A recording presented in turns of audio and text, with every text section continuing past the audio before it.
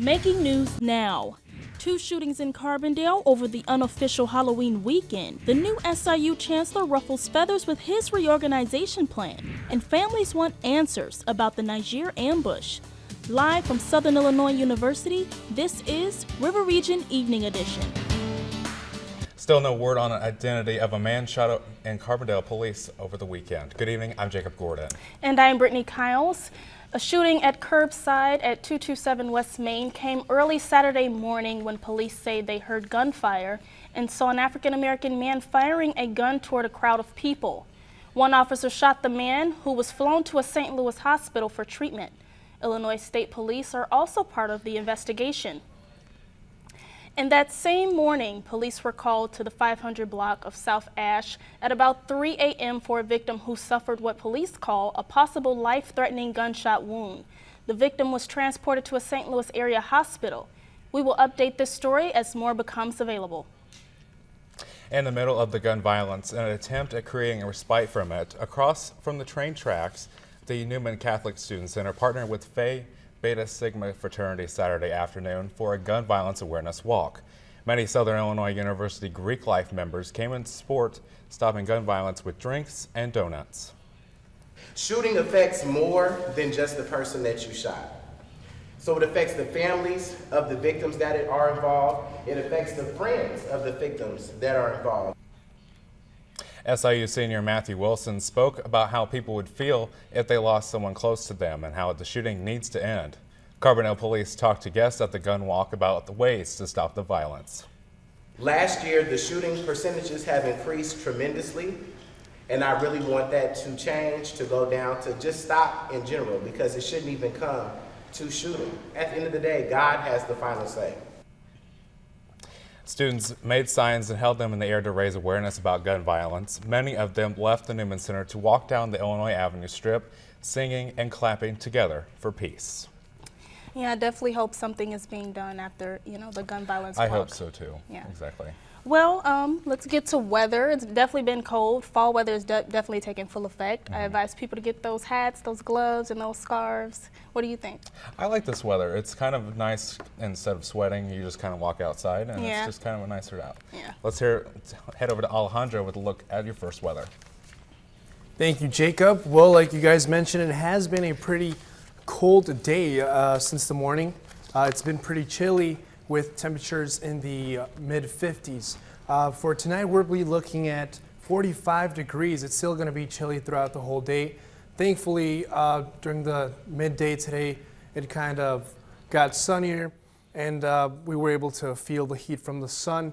For tomorrow morning, it's going to be the same thing. Now for our headlines, we'll be talking about possible rain in the week, decreasing temperatures, and 5-day forecast and more. Well, SIU's chancellor has been prompting his plan for the structural reorganization of the university. Now we look at reaction to those potential changes. Evening Edition reporter Taylor Vessel joins us live in the studio with more. Taylor? A proposal that reaches to every corner of the Carbondale campus, consolidating numerous programs. The chancellor's reorganization plan has left many Salukis with another question for every answer. The chancellor has called on faculty to come forward with their concerns, hoping to achieve a final plan by mid-spring. Live in the studio, Taylor Vessel, Evening Edition. 5 seats are now open on the Carbondale Chamber of Commerce Board of Directors. The Chamber's board includes 15 members who represent a variety of Carbondale businesses, organizations, and entities. The organization will hold its annual election in early December. The deadline to volunteer to run or to nominate a candidate is November 1st.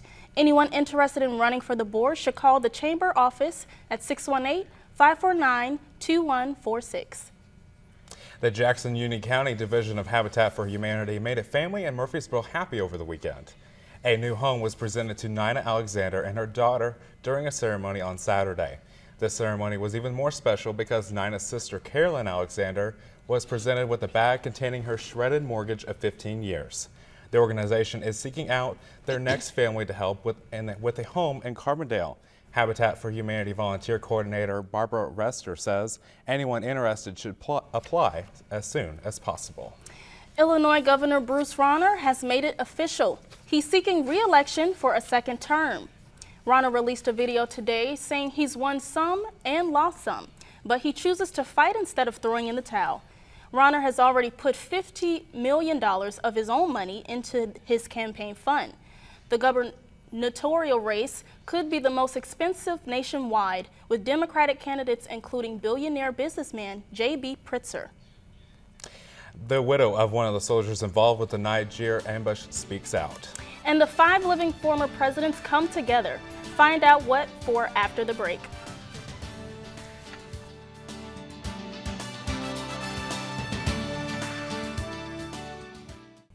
Nearly 3 weeks after 4 U.S. servicemen were killed in an ISIS-led ambush in Niger, the call for answers is growing.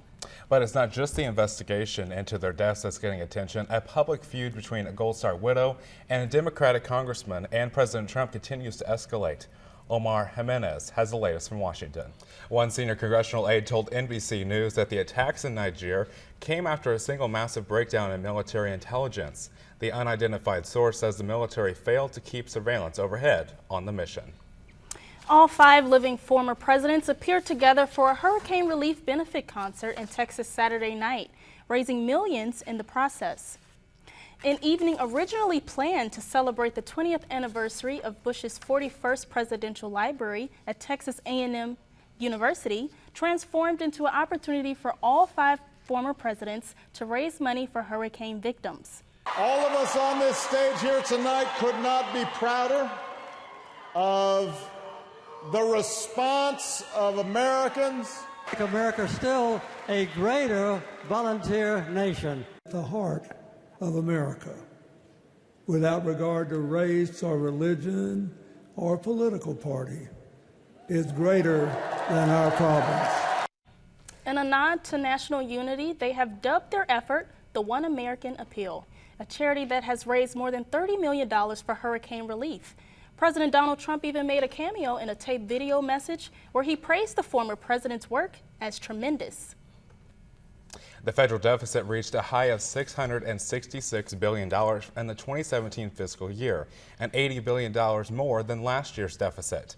This is the largest deficit the federal government has seen since 2013. Budget Director Mick Mullaney says weak economic growth is to blame, and the smarter government spending and tax reform is needed to counter the crisis.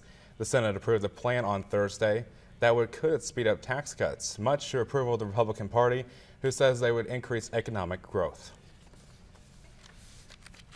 The number of uninsured Americans is now at a 3-year high after falling for years in a large part to the Affordable Care Act.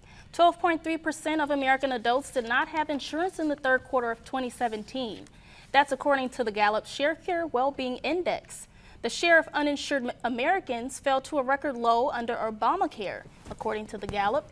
But starting this year, the number began rising. Still, the uninsured rate remains well below its peak of 18%, reached in 2013.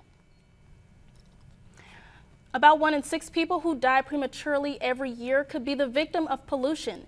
That's according to a new study by The Lancet, a British medical journal. It says an estimated 9 million deaths worldwide in 2015 were linked to pollution. The study shows that air pollution was by far the biggest culprit, followed by water contamination. More than 90% of the victims were in low to middle income countries. Target wants to lure in holiday shoppers who don't like the crowds. Target is offering free shipping on merchandise purchased on its website starting next month. The company is also rolling out more than 1,700 new products to tempt consumers. Also, shoppers who have the Target store's credit card will be able to pay for purchases by scanning their phones. A leading vegetable supplier in California voluntarily is recalling products that might have been contaminated with listeria. The man-packing recall involves bags of mixed produce sold at several supermarkets across the U.S. and Canada. Visit the websites of the FDA and the Canadian Food Inspection Agency or Man Packing for more details on the products in question. We have some good news for you if you aren't getting enough sleep at night and like to snack before bed. I do. Evening Edition reporter Colin Dorsey has some tips for snacks that are good for bedtime. It was a soggy start to the day for many of us. Does this mean we're done with the 80-degree weather? Your full forecast is up next. And stocks finished with negative results tonight. Watch the Nightly Business Report right here on WSIU at 5:30. We're back in 90 seconds.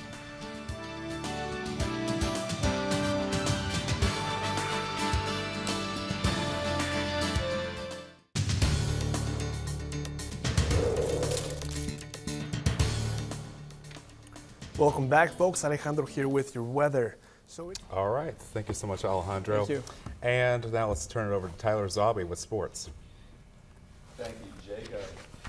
Saluki volleyball, had a doubleheader over the weekend, and Saluki football tries to keep pace in the conference. Evening Edition is back in 90 seconds.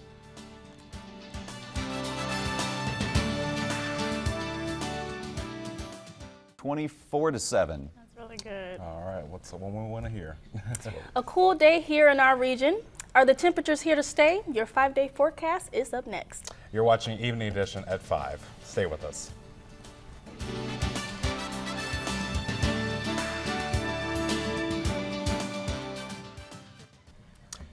Okay, looking at the weather in the next couple of days. Today was kind of cool, but how are we looking? It was pretty chilly today, but if you thought today was cold, tomorrow's going to be even colder. Yeah, you guys can expect decrease in temperatures from now on. Okay. All right. Well, that's going to do it for us tonight. Stay tuned for the Nightly Business Report, followed by PBS NewsHour. Also find us on Facebook and Twitter at River Region News, and check out our website at riverregionnews.wordpress.com. I'm Brittany Kiles. And I'm Jacob Gordon. For Alejandro Guzman, Tyler Zobby, and all the students who work on Evening Edition, have a good night, and we'll see you right back here again tomorrow.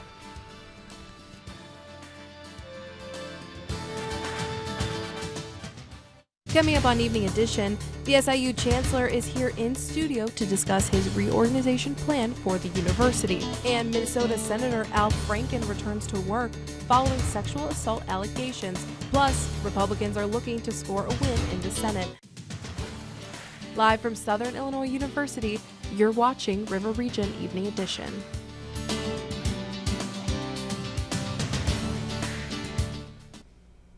Good evening, I'm Carrie Cicados. And I'm Brittany Kiles. Thank you for joining us. As we near the end of the fall semester for SIU, Carbondale Chancellor Carlo Montemagno has introduced plans to reorganize the academic structure of the university, including eliminating department chairs and changing departments into divisions. The plan has been met with mixed reviews from both faculty and students. The Chancellor has moved some things around in his plan. But the proposals that have come forth really haven't made an argument for why certain departments belong together, certain programs belong together. Until things begin to kind of start getting fleshed out, I think it's hard to say what's really what the impact will be. There is a strong sense across the community that we need to change. How we make that change and how fast we need to make that change, those are points of conversation. And Chancellor Carlo Montemagno is here with us in studio with Evening Edition's Taylor Vessel to talk more about the reorganization plan. Taylor? Thanks, Carrie. Like she said, I'm here with Chancellor Carlo Montemagno. Thank you for joining us today, Chancellor. First thing I kind of want to ask you, this has been a really important position to be filled at SIU, and you're the first permanent chancellor we've had in nearly 3 years. Has that kind of affected your ability to get started here at SIU? Well, it hasn't affected my ability. It just meant there was a lot of housekeeping that had to be taken care of. Of course. Because activity has stalled for a long time in the chancellor's office and waiting for a new permanent chancellor to come on board. Mm-hmm. But otherwise, it's we're working forward and looking at making a great university. Of course. And so, like you said, it's been stalled, but now we're moving forward, and we just had the latest revision come out a little over a week ago, just about a week before Thanksgiving break.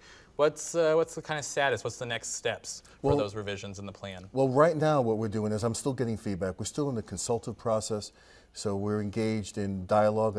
I'm meeting with faculty. I'm meeting with groups of faculty. I'm meeting with individual faculty and staff, getting better ideas, getting ideas that are looking at improving pathways that we've identified in the second plan, looking at the opportunities for addressing concerns which I wasn't aware of, but they bring to my attention to make sure that what we put forward is the very, very best possible plan that we can put together. It's a process of continuous improvement. Mm-hmm. Now, some of those concerns, is there anyone that's really been consistent across the board that everyone's concerned about that's kind of stuck out in your mind? Not really. There's the concerns.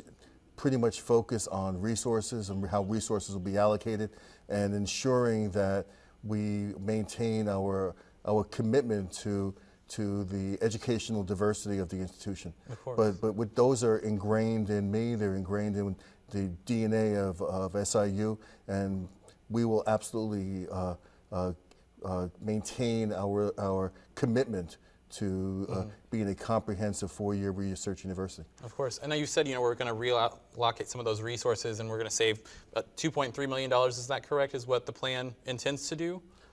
Yes, the plan will save about $2.3 million, but that is not the primary reason why we're doing the reorganization. You wouldn't reorganize just as drastically as we are just to receive or make available $2.3 million, even though it's a significant amount of money. Of course. The reason why we're doing it is that we need to change the way we functionally operate, the academic offerings that we're providing, and clear the playing field to allow our faculty to expand and enrich the academic programming that we have, and to make it visible from the outside. Now, you said something about it being a drastic change, and I think that's something that pretty much everyone can agree on. Recently, just a few days ago, there was an editorial in the Chicago Sun-Times that said that SIU must act boldly or there will be no SIU. Do you share that opinion? I share the opinion that we must act boldly and we must act quickly, and that if we don't, that the end result will be an SIU that is not the SIU that we remember. Right. We'll transition to a different type of institution, more of a regional institution than a comprehensive four-year research university. And my intention is not to let that happen, that we define ourselves as being a comprehensive research university that has nationally ranked. And I intend to not only do that, but with the help of our faculty and our staff and the brilliance of our students, move us upwards in the national rankings. Of course. Now, so there are some schools where this a similar plan has been put into place and it's been effective, I understand. Is there certain examples that you would give? No two universities are alike. Every of them are different.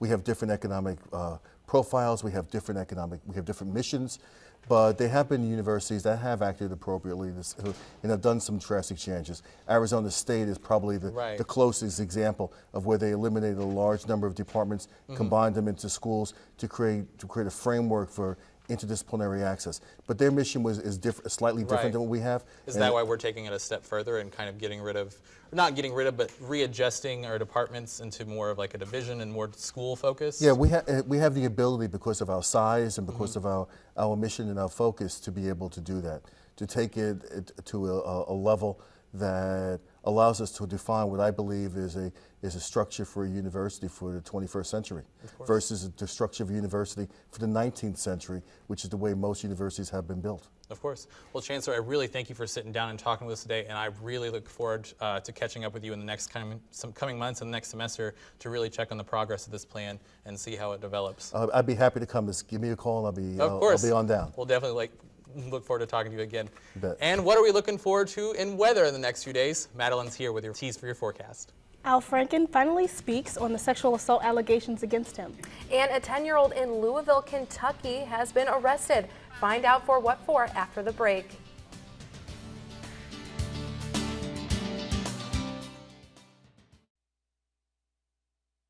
Searching for the suspect in the armed robbery that occurred late last night.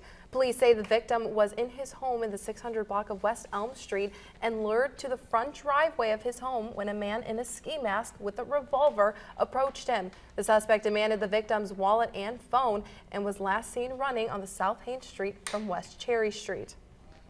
The 2018 primary is just months away, and today candidates for governor can officially file their petitions to run.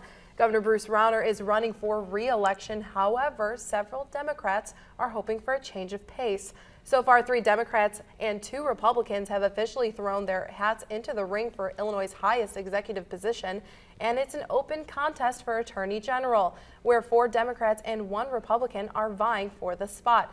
Petitions can be filed until December 4th.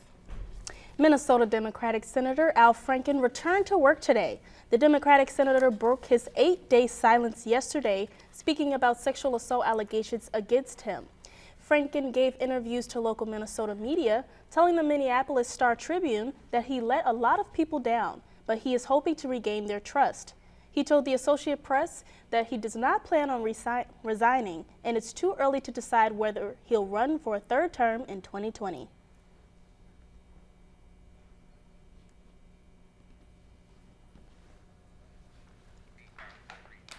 Several women are accusing Franken of groping them, including Los Angeles radio host Leanne Tweeden. Franken has apologized to her, but he says he didn't remember any other incidents.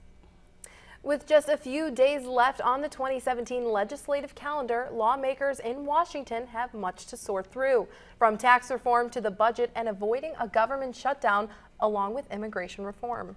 Omar Jimenez has the details on Washington's very busy to-do list. President Trump previously promised that the government will not shut down and a tax bill will be passed before the end of the year. A Louisville family escaped injury after a truck crashed through their home. The driver was a 10-year-old girl who told police she wanted to kill people. Joshua Pate and his 5 children were uninjured, saved by the furniture in their house. It will take at least a month to fix their home. The girl also hit Christina Bryan, who was in their own car when the truck ran through it. Bryan escaped with minor cuts and bruises. Maryland's ban on assault weapons remains law. The Supreme Court refused to hear an appeal of the ban, which prohibits the sale or purchase of military-style shotguns and rifles. Opponents of the law argued that the weapons are used for self-defense. Maryland's Attorney General argued that the Supreme Court should not even take up the case. The law passed in the wake of the 2012 mass shooting in Sandy Hook Elementary School in Connecticut.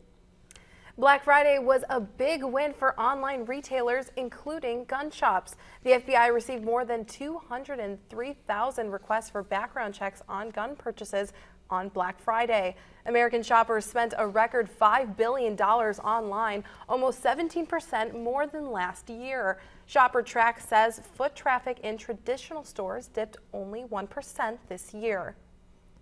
And with that, today marks Cyber Monday for those who prefer scoping deals online.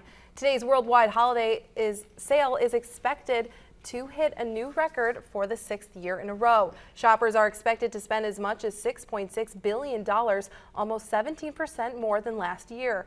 One analysis says the peak time for buying is between 8 and 11 p.m., not long before the deals disappear Tuesday. Wedding bells are on the way in London, where Prince Harry quietly became engaged to American actress Meghan Markle. The couple made their debut in Kensington Palace shortly after the announcement from the royal family early this morning. Happy ending that people have wished for Prince Harry. He's been very vocal this year about how he struggled in the years following his mother's death. He's poured his heart and soul into the Invictus Games. But as William said when he married Kate, it makes such a difference when you've got someone alongside you. Not only are wedding bells ringing, but baby bells are as well. Harry's brother Prince William and wife Catherine are expecting their 3rd child in April. Following a great weekend in southern Illinois, we had unseasonably warm temperatures today. Madeline says that could be here to stay. We'll have all the details up next. And stocks finished with mixed results this afternoon. Watch the nightly business report at 5:30 on WSIU.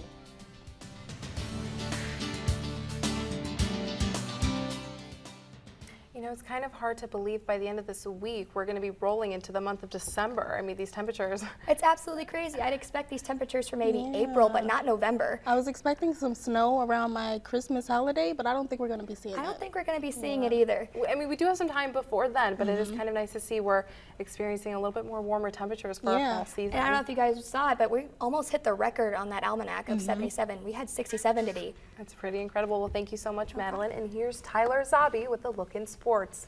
Thank you, Carrie. Saluki women's basketball takes on a rival. And how did a campus protest affect a coaching decision? Find out when we're back in 90 seconds. You just told me before the break Denver's your favorite team. How'd that make you feel? It's been a little tough to watch sometimes. That top 10 pick, though, looks real good. Right, gotcha, thank you, Tyler. Gotcha. Well, how long are we going to see temperatures in the 60s? We'll have answers in the 5-day forecast coming up next. And we've crowned a new Miss Universe. Find out who she is after the break. You're watching Evening Edition at 5.